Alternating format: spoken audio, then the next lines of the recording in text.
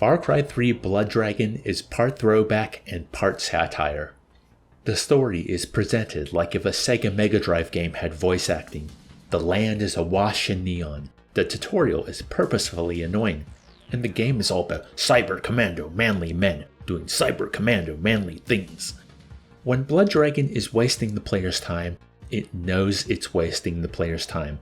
But aside from the humor, the gameplay has a surprising amount of freedom of execution.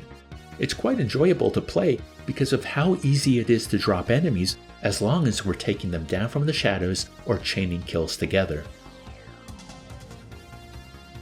I wasn't expecting Blood Dragon to be so focused on stealth. The stealth takedowns and chain kills reward a silent ninja from the shadows play mentality. Even as I was infiltrating a missile silo, the game was telling me about the catwalks, where I could drop on the enemy from above. It's needed too. The starting weapon is woeful if you're not taking aimed headshots, and it's too easy to be mowed down by gunfire. The checkpointing is not as generous as a modern title, so I found myself repeating sections multiple times until I got it right. I would have loved to be able to quick save, but there is also an enjoyment in working out the best way to get through each section once I had gained some familiarity with it.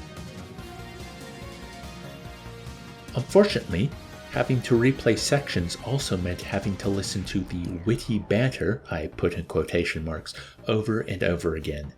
The dialogue and line delivery can be amusing once, in a wow, this is hammy and stupid way, but being subjected to the same lines more than once gets old fast.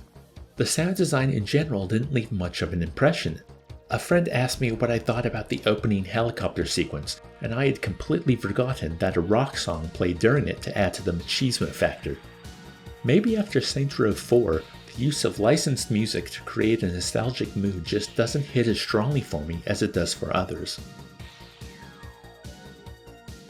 So, would I recommend Far Cry 3 Blood Dragon? No.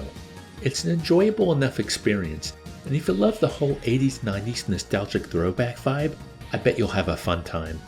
I think the best thing about the game for me is its length as a piece of DLC. It doesn't feel like it's going to overstay its welcome. Even the name Blood Dragon evokes the swath of entertaining but awful action B-movies starring people you've never heard of from that era. It makes me think of the movie Double Dragon, which makes me think of Double Dragon Neon, the game responsible for my tiring of the throwback 80s aesthetic in the first place. We've come full circle, people.